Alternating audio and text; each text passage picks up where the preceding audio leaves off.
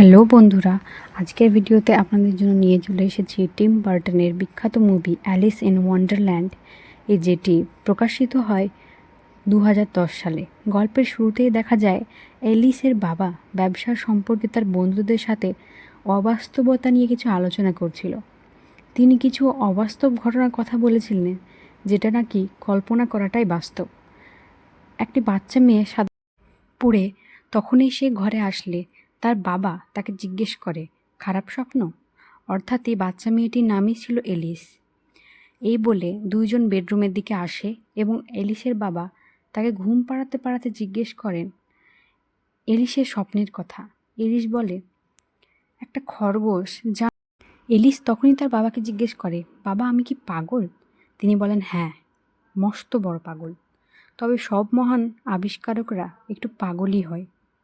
এখানে বলে রাখি, এলিস প্রতি রাতে স্বপ্ন দেখে এবং একই রকম স্বপ্ন দেখে, যার কারণে সে ঘুমোতে পারে না এবং পরে দেখব তার চোখের তলায় কালি পড়ে আছে। এই কারণে সে প্রচণ্ডভাবে মানসিকভাবে বিষাদগ্রস্ত।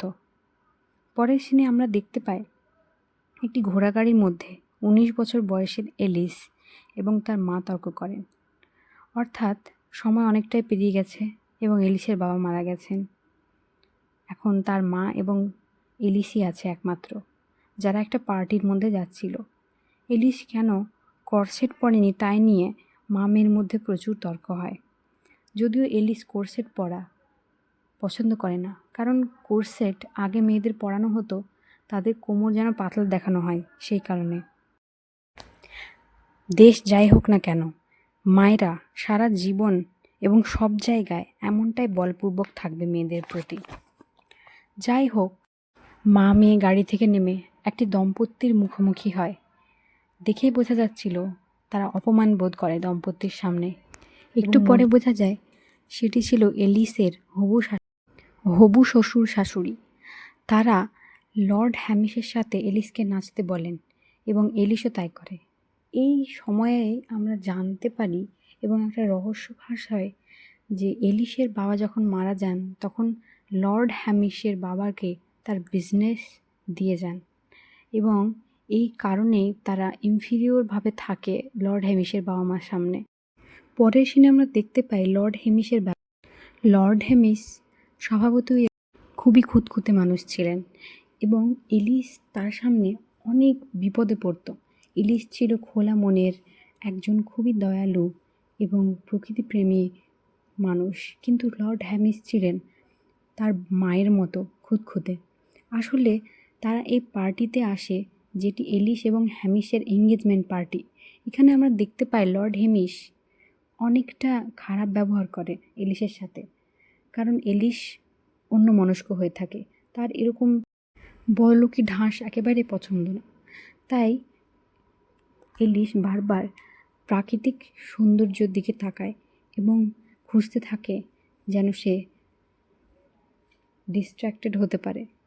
এলিস একটি মেয়ের সাথে ধাক্কা খায় নাচতে যাওয়ার সময় এবং তখনই লর্ড হ্যামিশ প্রচণ্ড বিরক্ত হয় এবং নাচা বন্ধ করে। তার শাশুড়ি তাকে একাই ডেকে কথা বলতে চায়। এলিস বুঝে যায় তার শাশুড়ি নিজের ছেলের ব্যাপারে কিছু বলবে, যেন এলিস তার সমস্ত কথা শুনে চলে বা তার পছন্দ ও অপছন্দ, এবং তেমনটাই হয়। এখন এলিস একটা ওয়েস্টকোট পরা খরগোশ দেখতে পায়, যেটা তার জন্য প্রচণ্ড চমৎকার একটা বিষয়, কারণ সে এরকম খরগোশ শুধুমাত্র তার স্বপ্নে দেখেছে এবং স্বপ্ন যে এখন সত্যি হয়ে তার সামনে দাঁড়িয়ে আছে সেইটা ভেবে এলিস প্রচণ্ড অবাক হয় এবং তার পিছনে ছুটতে গিয়ে সে খরগোশটিকে হারিয়ে দেয়। এলিস তখনই দেখতে পায় তার দিদির স্বামী অন্য একটা নারীর সাথে ঘনিষ্ঠ অবস্থায় এবং সেটা দেখে এলিস প্রচণ্ড রেগে যায়।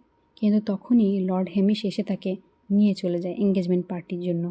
এলিস কখনোই হ্যামিশকে বিয়ে করার জন্য রেডি ছিলেন না এবং তার ফ্যামিলির চাপে, তার বিজনেসের জন্য এলিসকে বিয়ে করতে হতো লর্ড হ্যামিশকে, তার ফ্যামিলির চাপের কারণে।